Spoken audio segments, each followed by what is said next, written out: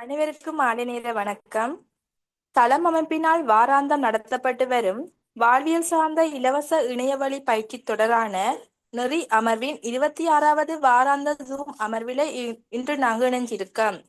சமூகத்தில் உள்ள இளம் தலைமுறையினருக்கு தொழில்நுட்ப மற்றும் வாழ்வியல் திறன்களை எளிய முறையில் கொண்டு சேர்ப்பதையும் புதிய துறைகளை அறிமுகப்படுத்துவதையும் நோக்கமாக கொண்டு செயல்பட்டு வருவதுதான் எங்களோட தளம் அமைப்பு. கடந்த 7 வருடங்களாக திருகோணமலையில் பயணித்து வரும் தன்னார்வலர் அமைப்பான தளம் அமைப்பின் இந்த முயற்சியின் ஒரு பகுதியாகவே ஒவ்வொரு வியாழக்கிழமையும் நெறிப்பயிற்சி தொடர் வழியாக பல்வேறு வாழ்வியல் சார் அறிவை பகிர்ந்து வருகிறோம். பயன்பாட்டு உளவியலில் அன்றாட வாழ்க்கைக்கான கருவிகள் என்னும் தலைப்பிலேயே இன்றைய அமர்வு ஒழுங்கு செய்யப்பட்டு இருக்கு. இன்றைய நம் அமர்வின் விசேட அமர்விற்கு வளவாளராக எங்களோடு இணைஞ்சி இருக்கிறது எஸ் சஜிகா அவங்க. வளவாளரின் விளக்க கருத்தை தொடர்ந்து அமர்வின் இறுதியில் கேள்வி பதில் பகுதிக்கும் நேரம் ஒதுக்கப்பட்டுள்ளது. தயவு செய்து அனைவரும் அமைதியாக கவனமாக அமர்வை கேட்டு பயன்பெறுங்கள். உங்களுக்கான நேரம் தரப்படும் போது தவறாமல் பயன்படுத்திக் கொள்ளுங்க என்பதையும் கூறிக்கொண்டு நேரத்தை கருத்தில் எடுத்து நான் அமர்வை வளவாளரிடம் கையளிக்கின்றேன்.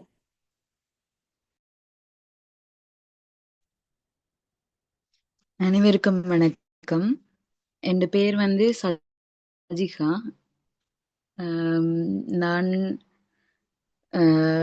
நான் வந்து டிப்ளமா இன் சைக்காலஜி முடிச்சிருக்கிறேன், ஹெச்என்டி முடிச்சிட்டேன். அதே மாதிரி சைக்காலஜி டிகிரி செய்துட்ருக்கிறேன், அதாவது எஜுகேஷனல் சைக்காலஜியில் ஸ்பெஷல் செய்துட்ருக்கிறேன்.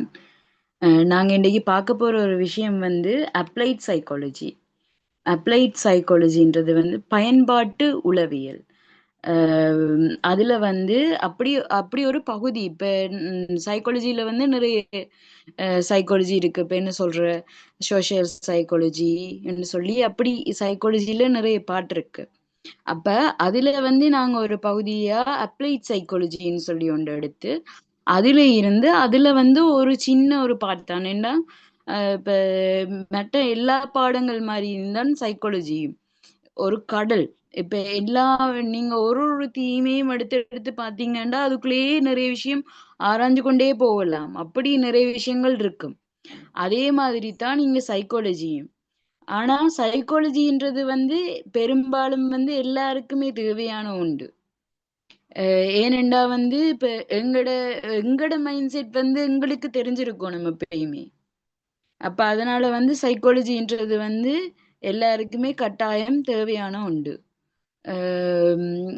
அதுல வந்து நாங்க இப்ப அதுல அப்ளைட் சைக்காலஜில வந்து நாங்க ஒரு சின்ன பார்ட் ஒன்று பார்க்க போறோம். அப்படின்னா டூல்ஸ் ஃபார் எவ்ரிடே லைஃப்.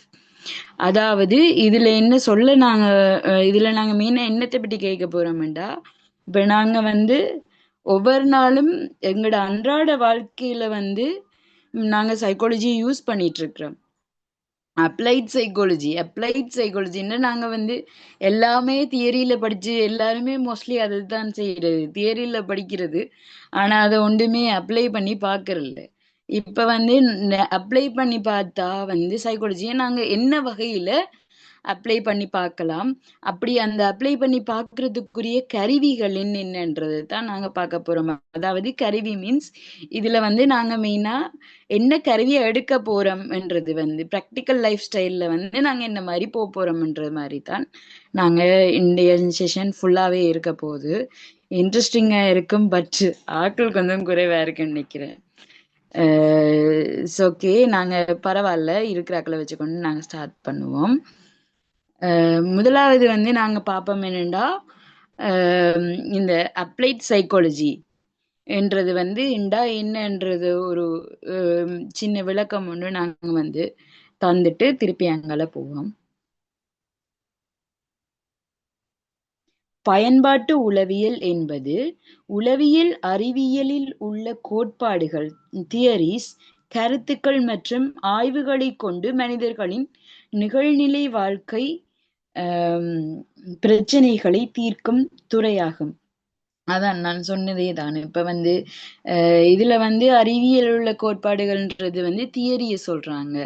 நார்மலா நாங்க வந்து சைக்காலஜிலேயே நிறைய தியரிஸ் இருக்குது. அப்படி அந்த அந்த தியரிஸ்ல இருந்து வந்து இப்ப நாங்க ஆம், எங்களோட பிரச்சனைகளை அதாவது நிகழ்நிலை இதுல வந்து நிகழ்நிலைன்னு சொன்னது இந்த விஷயம் வந்து ஆம், இப்ப அன்றாடம் வாழ்க்கையில நடக்கிற அந்த பிரச்சனைகளை தீர்க்கிற ஒரு செயல்முறையைத்தான் சொல்றாங்க. ഇതിന്റെ முக்கிய நோக்கம் வந்து என்னண்டா மனிதர்களின் நடத்தை பிஹேவியர் மற்றும் மனநிலையை மென்டல் ப்ராசஸஸ் புரிந்து கொள்வது. இப்ப இந்த அப்ளைட் சைக்காலஜி இப்ப நாங்க வந்து ஃபர்ஸ்டாவே உங்களுக்கு அப்ளைட் சைக்காலஜின்றதுன்ற ஒரு விளக்கம் ஒன்று இருந்திருக்காது.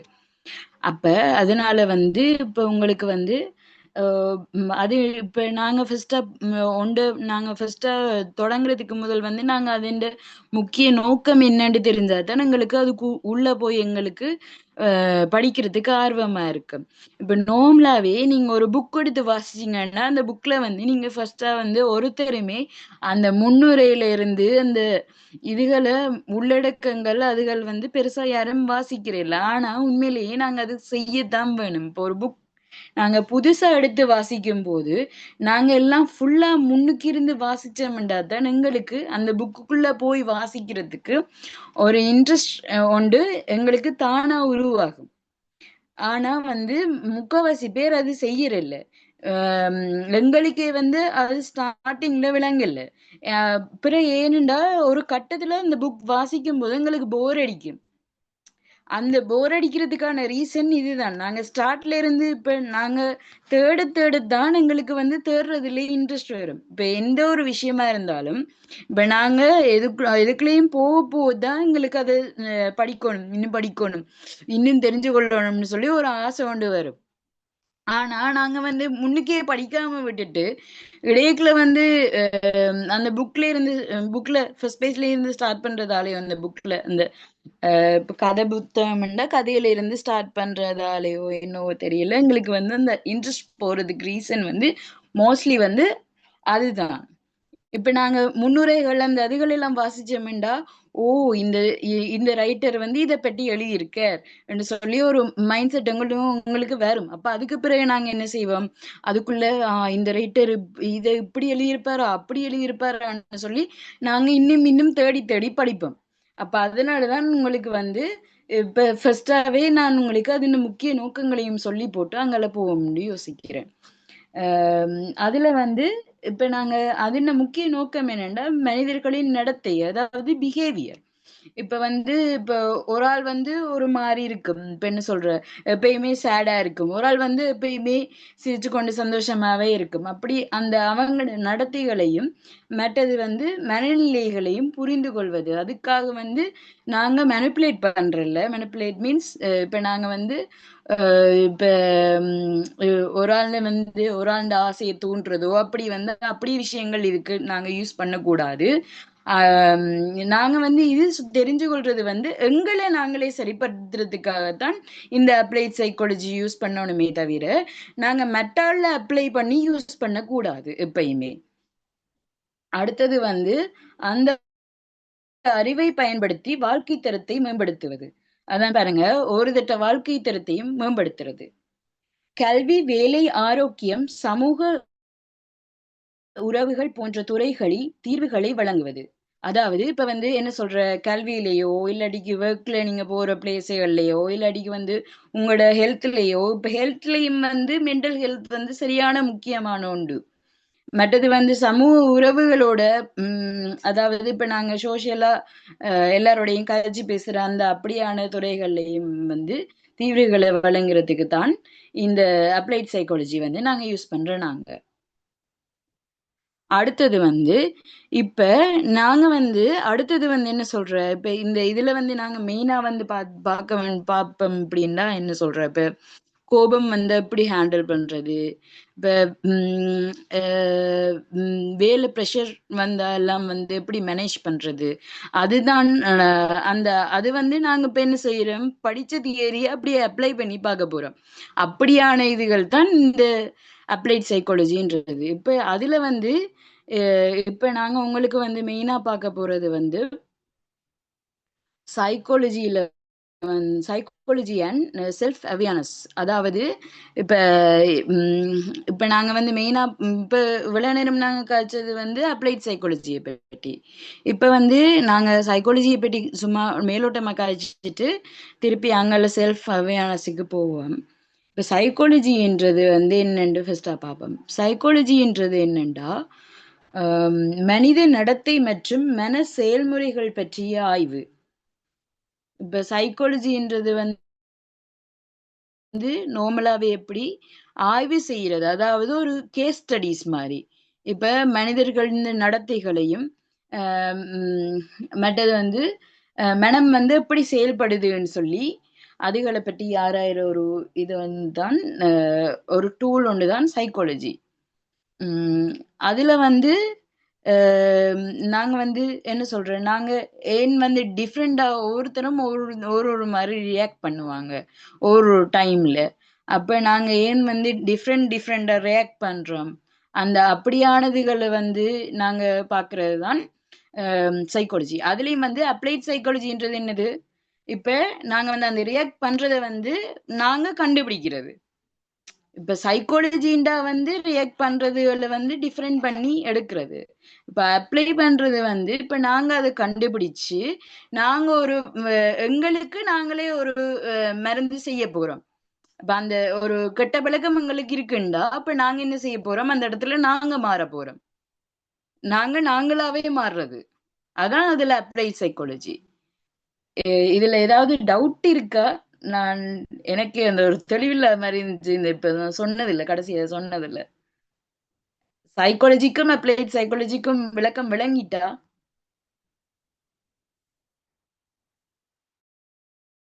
இல்ல சைலண்டா இருந்தா ஃபுல்லா சைலண்டாவே இல்ல போயிடும். இல்ல அப்படிங்கிற மாதிரி இருக்கு, அது விளங்காம இருக்கு. Okay okay. இப்ப சைக்காலஜின்றது வந்து இப்ப நார்மலா என்ன சொல்ற, இப்ப மனித நடத்தை மற்றது மன செயல்முறைகள் எல்லாம் இருக்குது தானே, அதை பற்றின ஒரு கேஸ் ஸ்டடிஸ், அதாவது ஒரு ஆய்வு உண்டு. விளங்கிட்டா? சைக்காலஜின்றது விளங்கிட்டா? Yes ma'am. ஓகே. இப்ப அப்ளைட் சைக்காலஜின்றது வந்து அந்த நாங்க படிச்ச தியரிஸ் எல்லாம் இருக்குதானே, கேஸ் ஸ்டடிஸ் மூலம் படிச்ச தியரிஸ் எல்லாத்தையும் வந்து அப்ளை பண்ணி பாக்குறது தான் அப்ளைட் சைக்காலஜி. இப்ப விளங்கிட்டா?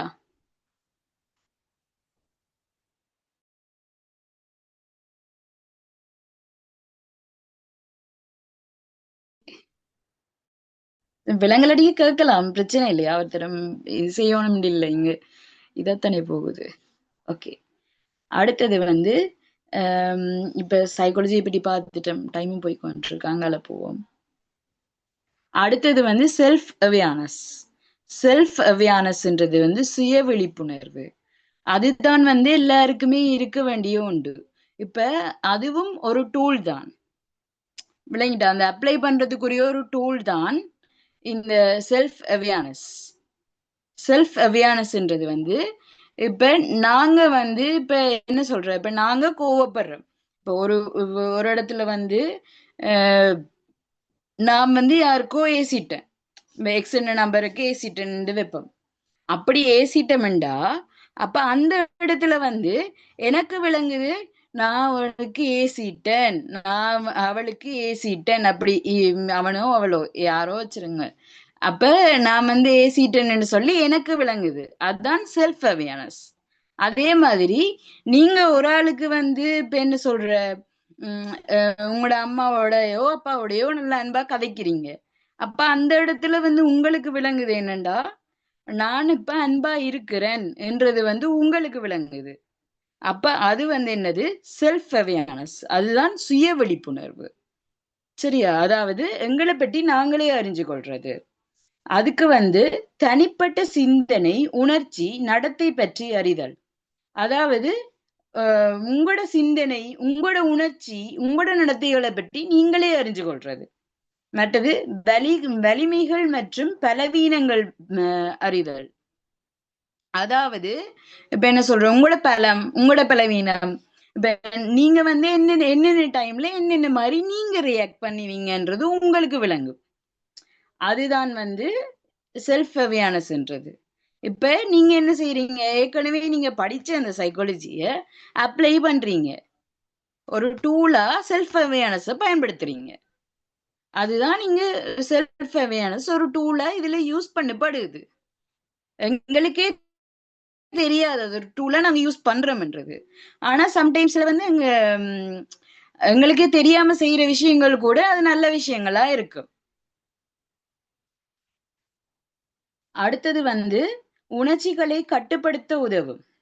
இப்ப நான் ஒரு இடத்துல வந்து கோவப்படுறேன் எனக்கு விளங்கினா நான் என்ன செய்வேன், சரி இந்த இடத்துல கோவப்படக்கூடாது என்று சொல்லி நான் அடுத்த நிமிஷம் நான் என்னையே வந்து கட்டுப்படுத்துவேன். இந்த இடத்துலதான் செல்ஃப் டாக் ஒன்று வந்து முக்கியமா காணப்படுது. இப்ப நான் வந்து எந்த செஷன் எல்லாத்துலயுமே நான் மோஸ்ட்லி சொல்லி இருக்கிறது வந்து இந்த செல்ஃப் டாக்ன்ற விஷயம். இப்ப புதுசா வந்தாக்களுக்காக நான் திருப்பி சொல்றேன். ஏன்னா ஒவ்வொரு நாளும் ஒவ்வொருத்தரும் புதுசா தான் கற்றுக்கொண்டிருப்பாங்க. பழையாக்கள் இருந்தா அவங்களுக்கு விளங்கும் நான் என்னத்த சொல்றேன்ன்றது. செல்ஃப் டாக்ன்றது வந்து இப்ப எங்களோட நாங்களே கதைக்கிறது. இப்ப இந்த இடத்துல வந்து இப்ப நான் கோபுரனே நான் வந்து எனக்கு செல்ஃப் அவேர்னஸ் வந்துடும். சுய விழிப்புணர்வுன்றது ஓகே தானே. இப்ப வந்து எனக்கு செல்ஃப் அவேர்னஸ் வந்துடும். அப்ப நான் என்ன செய்வேன், நான் கோபுரன்னு சொல்லி நான் எந்த மைண்டுக்குள்ள நான் நினைப்பேன். வெளியில நான் சொல்ல மாட்டேன். ஆனா எந்த மைண்டுக்குள்ள நான் எனக்கு நானே சொல்லுவேன், நான் கோவப்படுறேன், இப்ப கோவப்படாதேன்னு சொல்லி நான் எனக்கு நானே சொல்லிக் கொள்றது. அப்ப அந்த இடத்துலதான் நாங்க செல்ஃப் டாக் யூஸ் பண்றோம். அப்ப இதுவும் ஒரு டூலா நாங்க யூஸ் பண்ணலாம். செல்ஃப் டாக், செல்ஃப் அவேர்னஸ் எல்லாமே வந்து டூலா நாங்க யூஸ் பண்றோம். அடுத்தது வந்து தன்னம்பிக்கை மற்றும் தனிநபர் வளர்ச்சி மேம்படும். அதாவது இதுல வந்து எங்கட இதால இப்ப நாங்க என்ன செய்யறோம், இப்ப நாங்க ஒரு சுய விழிப்புணர்வு எங்களுக்கு வந்தா பிறகு அடுத்த கட்டம் என்ன நடக்குது, எங்களுக்கே எங்க மேல ஒரு நம்பிக்கை கொண்டு வரும். என்னென்றாலும் நான் சமாளிப்பேன்னு சொல்லி எங்களுக்கே எங்கள் மேல ஒரு நம்பிக்கை கொண்டு வரும். அதுதான் இங்க செல்வாக்கு செலுத்துது. அடுத்த ஒரு விஷயம் மனநலம் மற்றும் வெற்றிக்கு முக்கியமானது. இப்ப நாங்க என்ன செய்யறோம்,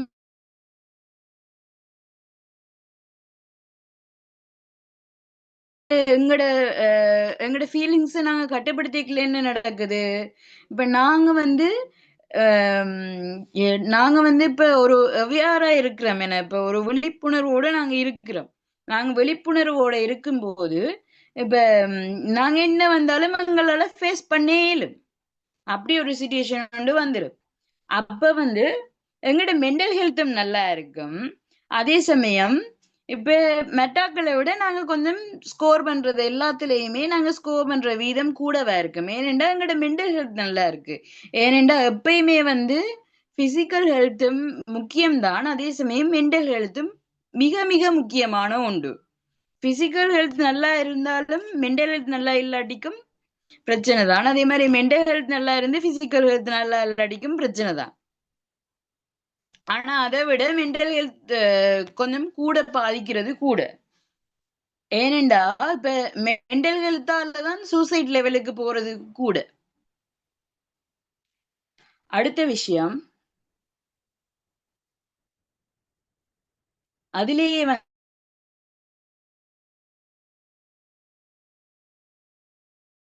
வந்து நான் இதுலயே சொல்லிட்டேன் நான் உங்களுக்கு மோஸ்ட்லி எல்லாம்.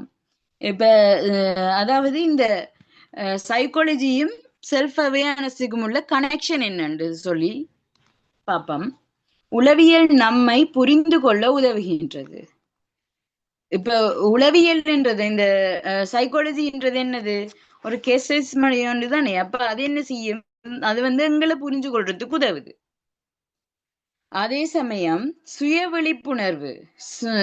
விழிப்புணர்வு வந்து எமோஷனல் இன்டெலிஜென்ஸ உயர்த்துது. அதாவது எமோஷனல் இன்டெலிஜென்ஸ்ன்றது வந்து இப்ப எங்கட எமோஷன்ஸ் அண்ட் அதாவது இப்ப நாங்க அதைத்தான் நான் சொன்னேன். இப்ப என்ன சொல்றேன், இப்ப ஒரு சேட்னஸோ இல்லாட்டிக்கு வந்து ஹாப்பி மூடோ, அந்த அப்படியான எங்கட எமோஷன்ஸை வந்து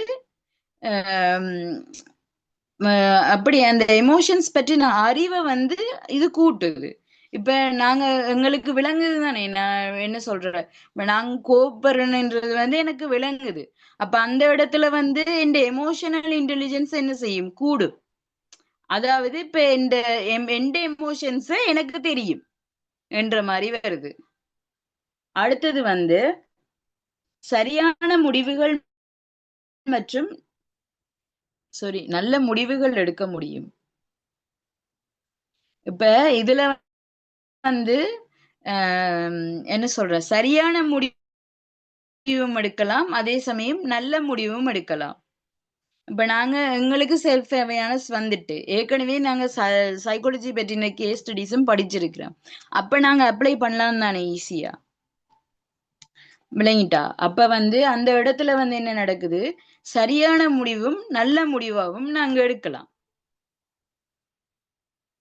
இப்ப இதால வேறையும் என்ன நடக்குது, இப்ப இந்த சரியான முடிவுகள் எல்லாம் நாங்க எடுக்கிறதால என்ன நடக்குது, எல்லா ரிலேஷன்ஷிப்பும் இம்ப்ரூவ் ஆகி கொண்டு போகும், வளர்ச்சி அடைஞ்சு கொண்டு போகும். இப்ப நார்மலா வந்து இப்ப நாங்க ஃப்ரெண்ட்ஸோட அடிக்கடி சண்டை பிடிக்கிறோம்டா, அந்த சண்டைகள் எல்லாம் குறைஞ்சு கொண்டு வரும். ஏனெண்டா இப்ப எங்களுக்கு வந்து தெரியுது, நாங்க கோபப்படுறதாலேயும் மெட்டது அப்படியான விஷயங்களால தான், எங்களோட நெகட்டிவ் தோட்ஸால தான் முக்காவாசி சண்டைகளுக்கே ரீசன்.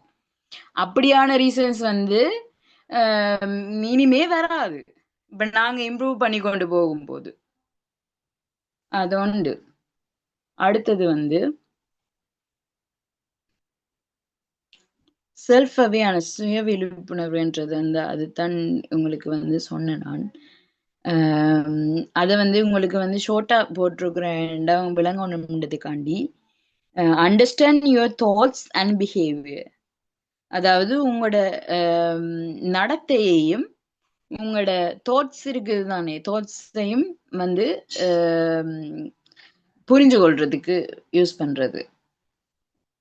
அதான் இந்த பாருங்க, சிந்தனை, எனக்கு டக்குன்னு தமிழ் வரல தாட்ஸுக்கு. ஓகே, உங்க சிந்தனை மற்றும் நடத்தையை புரிந்து கொள்வது. சரியா?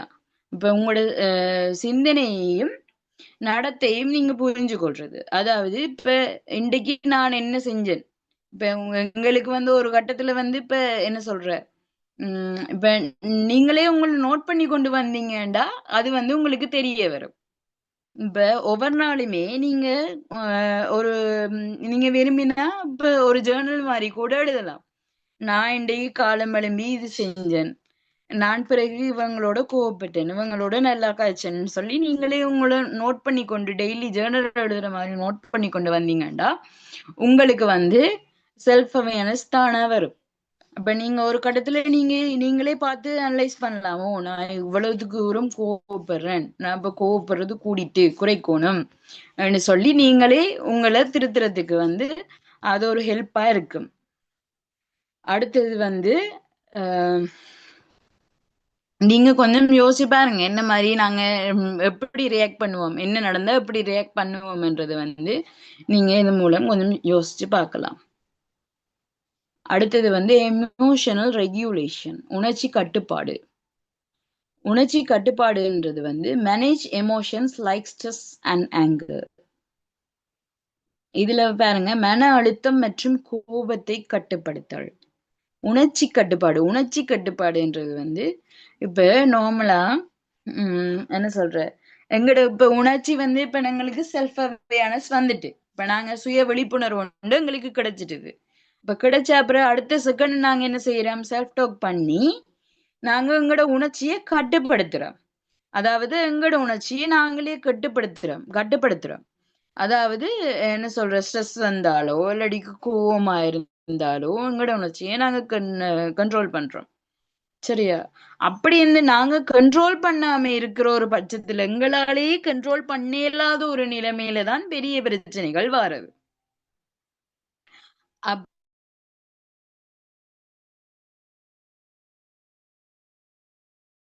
இப்படி ஆகலும் கோபம் வருது அப்படியான விஷயங்களுக்கு வந்து சில டெக்னிக்ஸ் நீங்க யூஸ் பண்ணலாம் அதுகளை குறைக்கிறதுக்காக.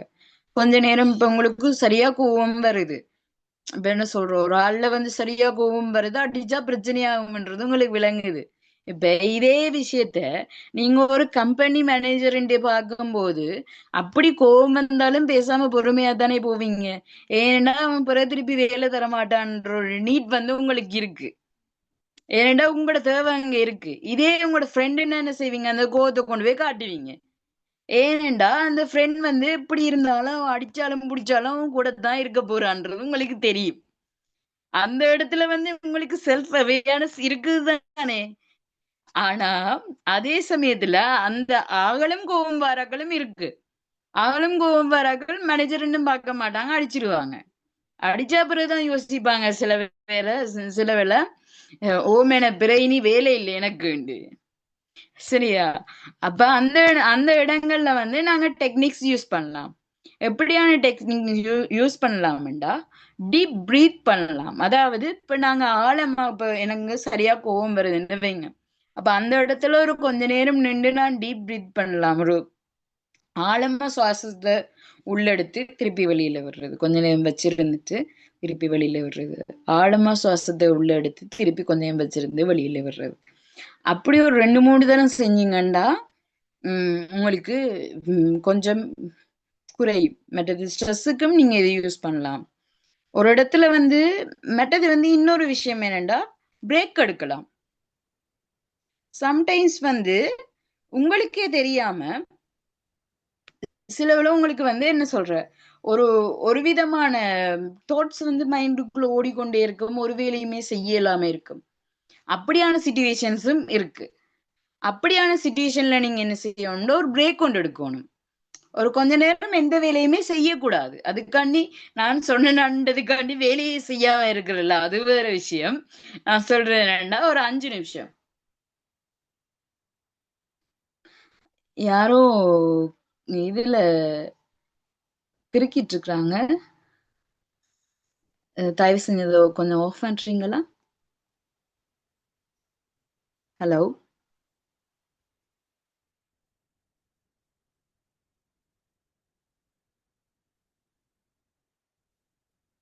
சரி, ஓகே, நாங்க போவோம்.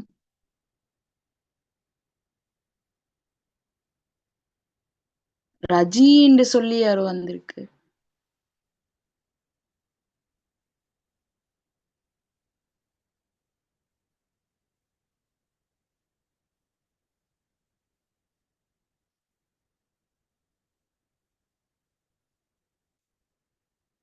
எஸ்கியூஸ் மீ, ராஜான்றது வந்து நீங்க யாரு? அந்த இதுல ம், கிறுக்கிட்டு இருக்கிறீங்க.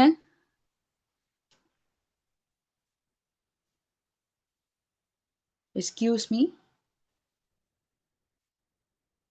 கொஞ்சம் மூவ் பண்ணலையம்மா அது.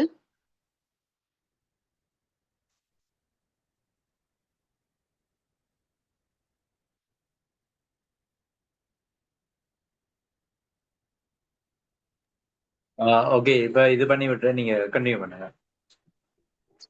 ஓகே அண்ணா, அது மறைச்சிட்டு அண்ணா. ஓகே, வந்துட்டு. சரி சரி, ஓகே. இப்ப வந்து அதுல வந்து ஒன்று வந்து நீங்க கொஞ்ச நேரம் பிரேக் எடுக்கலாம்.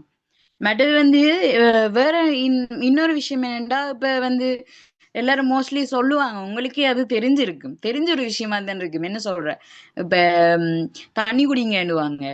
தண்ணி குடிக்கிறது எல்லாம் நல்ல.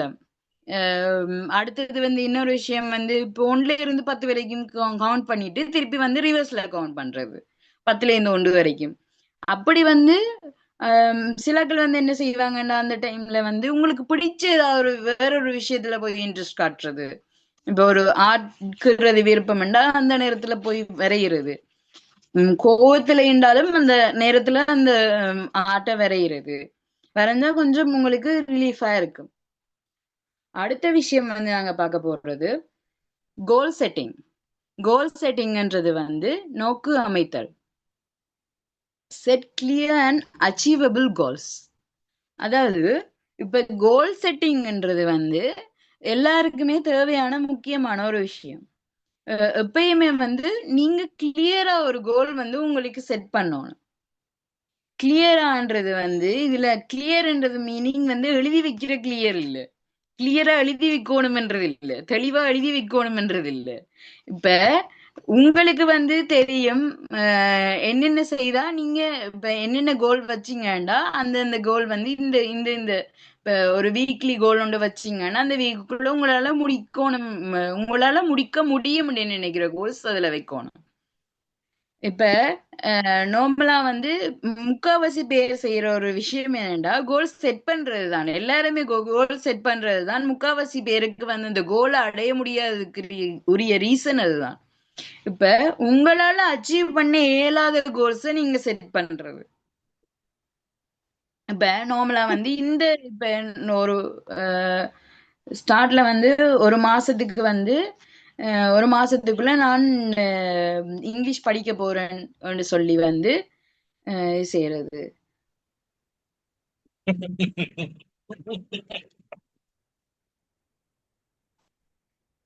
ஒரு மாசத்துக்குள்ள வந்து நான் இங்கிலீஷ் படிக்க போறேன் என்று சொல்லி நீங்க ஒரு கோல் ஒன்று செட் பண்றது.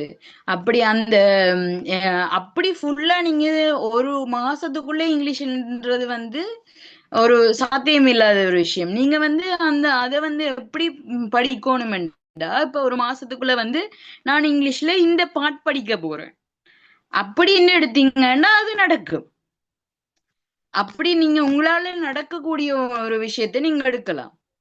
அப்படி நீங்க செய்யாத ஒரு பட்சத்துல உங்களுக்கு ஏது கன்ஃபியூஸா இருக்கும், என்ன செய்யறேன்னு தெரியாம.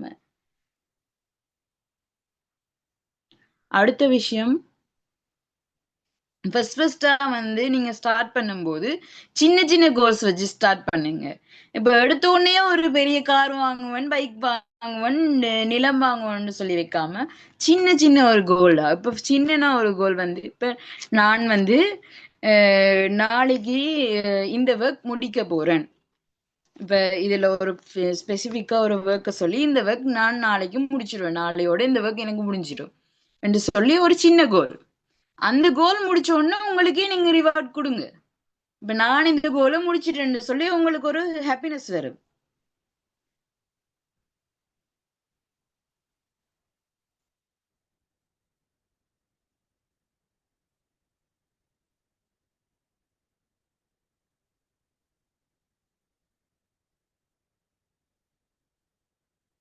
பெருக்கினதே நீங்க பாலாண்ட பேர்ல தான் வந்தது.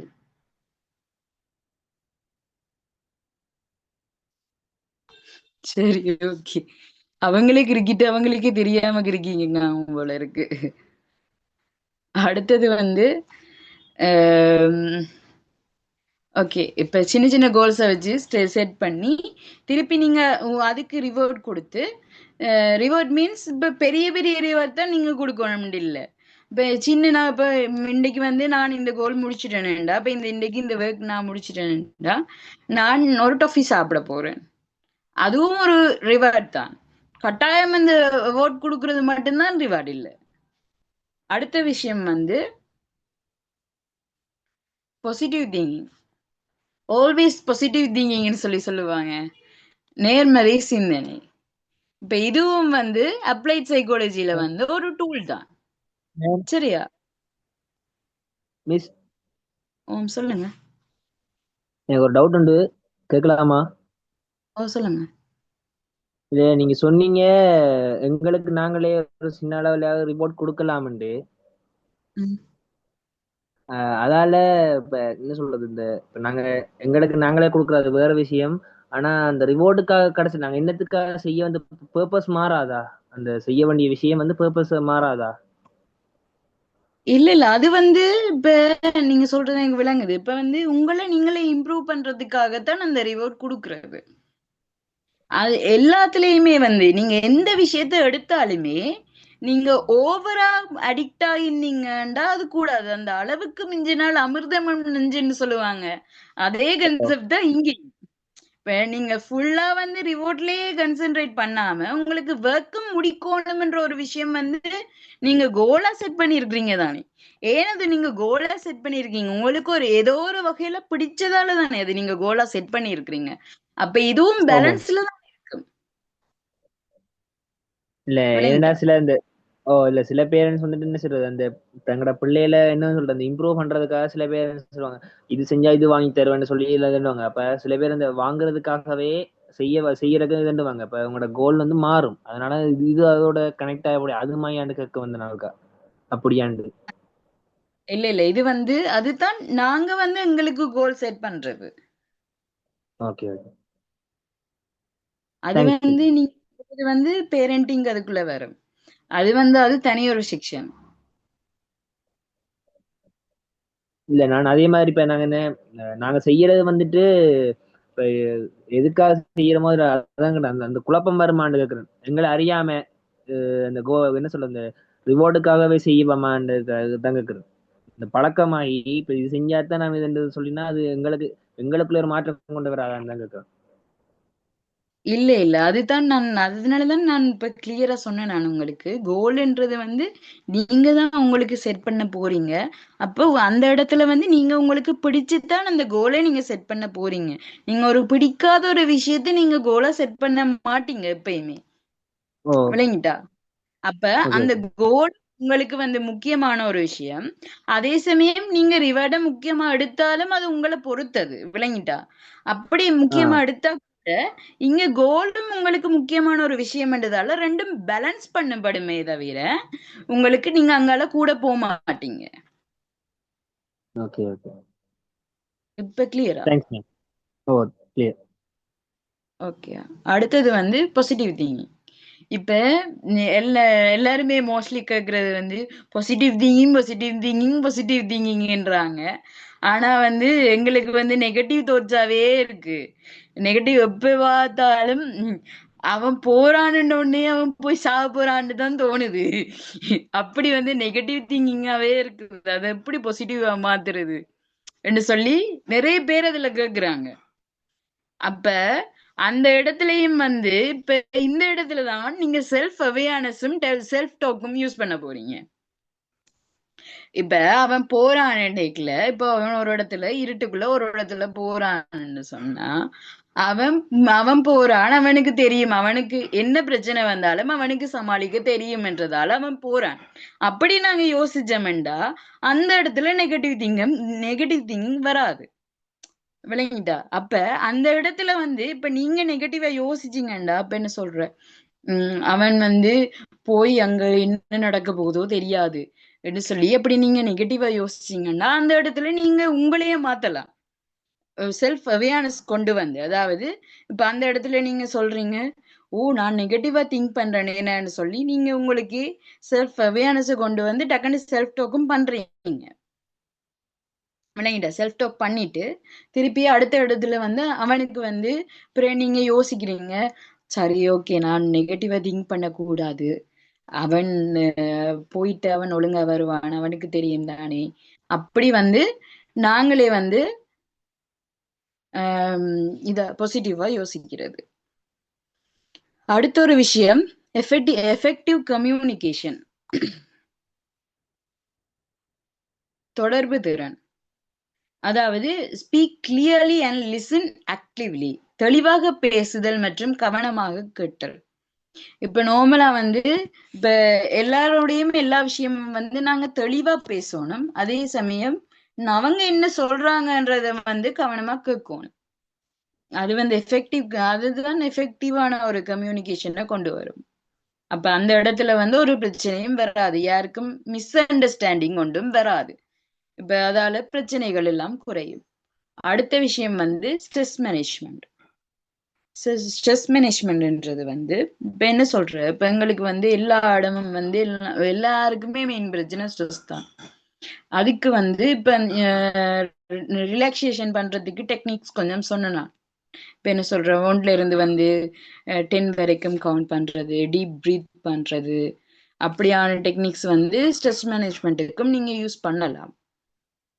அதே சமயம் இதுல வந்து எக்ஸசைஸ்ன்றது வந்து நாங்க சொல்ற வருது என்னண்டா, பிசிக்கல் எக்ஸசைஸ் மீன்ஸ் இதுல வந்து யோகா அப்படியானதுகள் வந்து சிலாக்களுக்கு வந்து அந்த இடத்துல கராத்தேதிகள் பிடிக்கும், மற்றது டான்ஸ் ஆடுறது, அதெல்லாம் வந்து நல்ல ஒரு விஷயம். இப்ப ஸ்ட்ரெஸ் மேனேஜ்மெண்ட் நீங்க ஸ்ட்ரெஸ்ஸா இருக்கிறீங்கன்னா அந்த இடத்துல நீங்க ஒரு பாட்டு பாடுறது, ஆனா அதையும் பாட்டு பாடுறதுல வந்து நீங்க கவனிக்க வேண்டிய ஒரு விஷயம் வந்து பாட்டுல வந்து நீங்க சேட் சாங்ஸை விட நல்ல சந்தோஷமான ஒரு சாங்ஸ் வந்து கேட்கறது வந்து இன்னும் உங்களுக்கு நல்ல இருக்கும். உங்களுக்கே உங்களுக்கே தெரியாம இப்ப நீங்க ஒரு சந்தோஷம் இல்லாத ஒரு சாங்க கேட்டீங்கன்னா நீங்களே உங்களுக்கே தெரியாம நீங்க சேட் ஆவீங்க. அப்ப அதனால ஸ்ட்ரெஸ்ஸ வந்து அது இன்னும் கூட்டும். அதனால சாங் கேட்கும்போது இந்த விஷயங்கள்ல கவனமா இருக்கணும். மற்றது வந்து நல்ல தூக்கம். ஸ்ட்ரெஸ் வந்தா ஒரு பிரச்சனையுமே இல்ல. போய் நல்லா தூங்கி எழும்பினீங்கன்றாலே அந்த ஸ்ட்ரெஸ் எல்லாம் குறைஞ்சு வந்துடும். அடுத்தது வந்து அவ்வளவுதான் இன்னைக்கு நாங்க பார்த்தது. டைம் போய்க்கொண்டிருக்கு. ஓகே. இதுல வந்து ஏதாவது கேட்கறதுக்கு இருக்கா?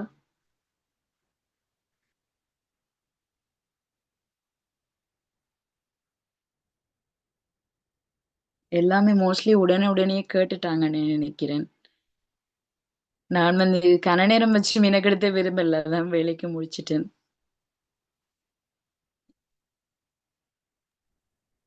மேம் சொல்லுங்க. என்னடா இப்ப நீங்க இப்ப இதுல பேசிக்கா இதுல விளங்க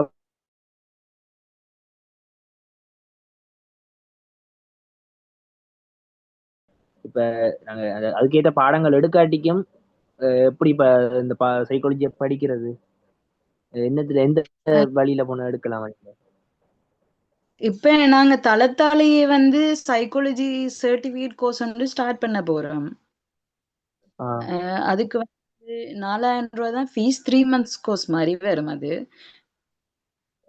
இல்ல இல்ல அப்படி நான் ஜாயின் இப்போதைக்கு பண்ண செய்யற ஐடியா இல்ல இப்போதைக்கு செய்யற ஐடியால இல்ல மேம். நான் பிறகு ஒரு சான்ஸ் கிடைச்சா பிறகு செய்யலாம்னு தான் இருக்கிறேன். இப்போதைக்கு எனக்கு அந்த ஐடியா இல்ல. ஒரு நீ ஆஹ் வேற காலத்துல பிறகு தேவைப்பட்ட சரி நான் தான் கேட்கறேன். வேற எங்கேயும் இல்ல இங்கே இருந்தாலும் சரி ஓகே. வேற எங்கேயும் இல்லையா அதான் கேட்கறேன். சைக்காலஜி வந்து நிறைய பிளாட்ஃபார்ம்ஸ் இருக்குது. பட் வந்து இப்ப உங்களுக்கு வந்து இப்ப நீங்க என்ன மாதிரி யோசிக்கிறீங்கன்றது எனக்கு விளங்கல. இப்ப சைக்காலஜில நீங்க என்ன இப்ப டீப்பா போக விரும்புறீங்களா இல்லாட்டிக்கு உங்களுக்கு நாலேஜ் எடுக்கணும்ன்றதுக்காண்டி விரும்புறீங்களா? இந்த நாலேஜ்கள் எடுத்து அந்த அதை பத்தி நின்னது அதை எப்படி லேர்ன் பண்ணி எங்களை அதுல அந்த என்ன சொல்ற ப்ரொடெக்ட் பண்ணி எப்படி வைக்கணும் அதுதான் கேட்கறேன். அப்படி லேர்ன் பண்றதுன்றதுக்குள்ள வந்து நீங்க இங்க தளத்திலையும் வந்து இப்ப ஒன்று கண்டெக்ட் பண்றாங்க. அப்படி வந்து நீங்க எங்களோட கம்யூனிட்டி குரூப்ல வந்து நீங்க அட்டாச் இருந்தீங்கன்னா அடிக்கடி அப்டேட் பண்ணுவாங்க இப்ப என்ன மாதிரி இதுகள்னு சொல்லி. லேர்ன் பண்றதுக்குண்டா இது உங்களுக்கு ஓகே. டீப்பா ஓகே. போறேன்றது இதுக்கு அந்த சர்டிபிகேட் கோர்ஸ் ஓகேயா இருக்காது. ஆ தேங்க்ஸ் மேம். இது வந்து ஃபுல்லா நாங்க மோஸ்ட்லி வந்து ப்ராக்டிக்கல் செஷன்ஸ் அதான் அது கொண்டு போவோம். இப்ப நார்மலா ஃபர்ஸ்டா வந்து சைக்காலஜி அண்ட் கவுன்சிலிங்னு சொல்லி அந்த கோர்ஸ் தான் ஸ்டார்ட் பண்ண போறோம். Certificate course. அதுல வந்து இப்ப நாங்க மெயினா என்ன சொல்ற இப்ப சைக்காலஜிண்டா என்ன அது வந்து என்ன யூஸ் பண்ணுவோம். அப்படி யூஸ் பண்றதுக்கு வந்து இப்ப எக்ஸாம்பிள் வந்து இப்ப உங்கள் 2 பேர் அதுல மாறாக்கள் 2 பேரை வச்சு கதைக்க வச்சு என்ன சொல்லி அது முன்னுக்கு நின்று நாங்க தான் செய்வோம். அது அவங்களே இப்ப நீங்க தான் எல்லாம் செய்ய போறீங்க. நாங்க வந்து பார்த்து அதுல நீங்க ஏதாவது பிழை விட்டா நாங்க கரெக்ட் பண்ணி அப்படி செய்வோம். Thanks ma'am. ஓகே. இது வந்து நான் ப்ராஃபிட் ஆர்கனைசேஷன் தானே தளம். அப்ப அதனால வந்து எங்களுக்கு 4000 ரூபாய் தான் 3 மாசத்துக்குமே 4000 ரூபாய் தான் எடுக்கிறோம் ஃபீஸ். மற்றது மிச்சம் எல்லா இடத்துலயும் நீங்க பாத்தீங்கன்னா ரேட் கூடவே தான் இருக்கு. இது சைக்காலஜி வந்து கொஞ்சம் வேலிடான கோர்ஸ்ன்றதால ரேட் கூட. இது நான் ப்ராஃபிட் ஆர்கனைசேஷன்ன்றதால ரேட் கூடவா இருக்கு.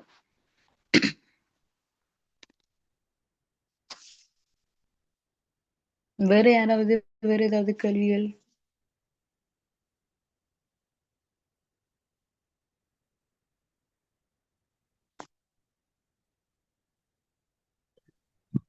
தளத்தால எத்தனை மணிக்கு மேம் அந்த கோர்ஸ்? இப்ப 25ஆம் தேதி வரைக்கும் உங்களுக்கு ரெஜிஸ்ட்ரேஷன் ப்ராசஸ் போய்கொண்டிருக்குது. இப்ப அது முடிய நாங்க வார மாசம் தொடங்குற மாதிரி இருக்கிறோம். இப்ப அதுக்கிடையில நீங்க உங்களோட பேரையும் போன் நம்பரையும் அந்த நம்பர் இருக்கு தளத்தின நம்பர் இதுல இருக்கு. தளத்து ஓகே தளத்தின நம்பர் இதுல ஒருக்கா கொடுத்தீங்கன்னா நல்லம். அக்கா அக்கா இருக்கிறீங்களா? ஆமாம், கிளாஸ் முடிப்போமா? சரி ஓகே. அதை கொடுத்தீங்கன்னா அவங்க வந்து தளத்தின நம்பரை நீங்க கொடுத்தீங்கன்னாக்கா அவங்களும் அதை கண்டெக்ட் பண்ணுவாங்க. அந்த இப்ப வாரமா போஸ்டர்ல நானே தளத்துல நம்பர் வளமையான போஸ்டர்ல வாட்ஸ்அப் ஓகே நம்பர் அவங்களுக்கு தளத்துல 2 வாட்ஸ்அப் நம்பர் இருக்கு. ஓகே அந்த போஸ்டர் அப்படின்னா ஷேர் பண்ணி விடுங்க குரூப்ல திருப்பி இருக்கா. ஓகே, சரி அக்கா ஓகே. ஓகே தானே? வேற யாருக்கும் எதுவும் கேள்விகள் இருக்கா?